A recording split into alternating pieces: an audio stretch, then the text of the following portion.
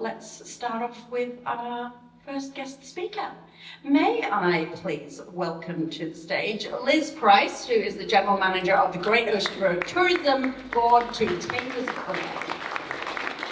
So a huge thank you, Uncle Andy, for welcoming us here too. I'm not going to sing because I'll tell you I'd clear the room pretty quickly.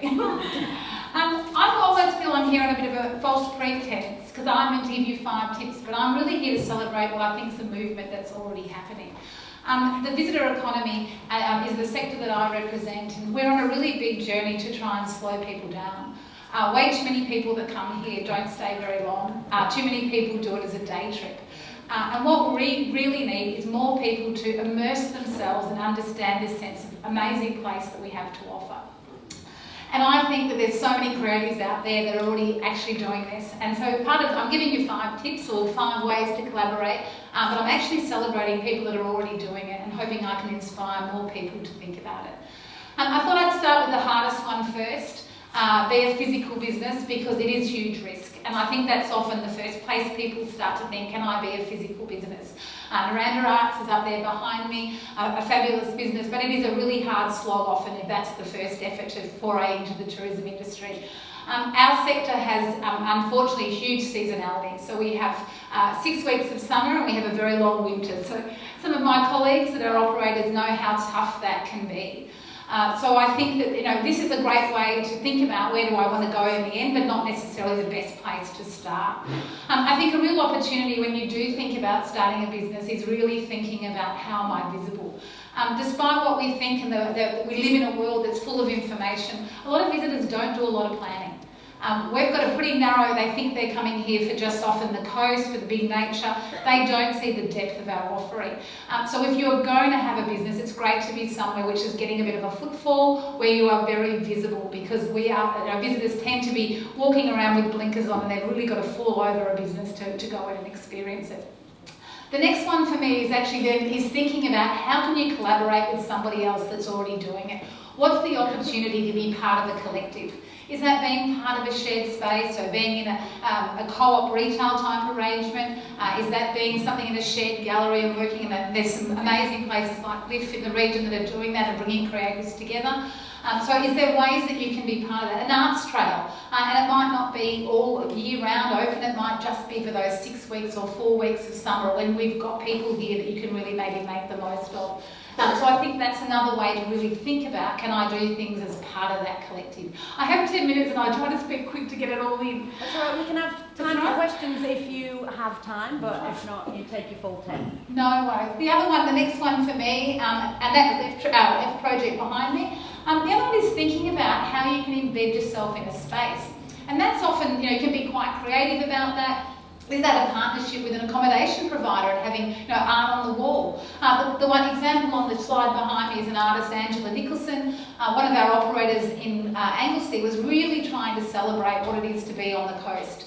When he was designing his new restaurant, The Coast, he wanted everything to be local. So he went to Anne, she's a local ceramicist, and asked her if she could design the plates and have all of the plates in there were hers. It's a really great talking point. It's also a great chance, when the staff have got something else they can talk about besides the food, when people are admiring them, but also a chance for the people to buy those ceramicists' work.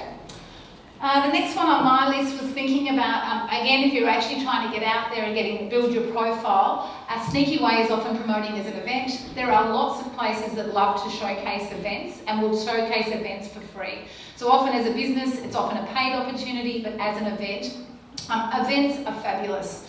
Events are one of the really big drivers of why people come to a region. They're one of the great drivers of why people stay longer in a region. And often they'll come for an event and then they'll realise there's so much more to do and see in a region. So often thinking about, maybe you're a visual artist, but it could be doing classes. It could be, I'm a lino painter and taking classes in that. A really interesting one that we've got coming up, we are doing some work trying to target the business events market. We've got a whole lot of business events organisers coming. And one of the activities we've put on, we've got a perfume, I think you say perfumer, I think that's what their title is, but coming and doing a masterclass in creating your own signature scent. So, really often trying to look at different ways that we can really embed the memory of being in our region so people want to come back and stay longer. And then the last one for me is really thinking about how do you partner and package. So how do we start to lock people into staying longer? And this is something, we're even still working with core accommodation businesses to understand that to make it really easy in this busy world, you can have a much better competitive edge. You've got a strong retail offer in the marketplace, and that retail offer is often stronger if it's coupled up with an experience or an event. So how do you think about, packaging up, an accommodation and then, a private viewing in a gallery or an artist class? There's different ways that you can look at that maybe you could partner with that accommodation and use their audience. At the very least is think about how do you partner to share each other's audiences. How do you make sure you're tagging other people that can promote you and promote what you do and how you do it across their own channels. So at Visit Great Ocean Road, because of the partnership we have with local government, any business can have a free listing on the website, Visit Great Ocean Road, but also my bit to contribute, and I always love a chat. I spend a lot of time in the car, so anyone that wants to brainstorm ideas about the way they could get involved in the visitor economy, feel free to give me a call.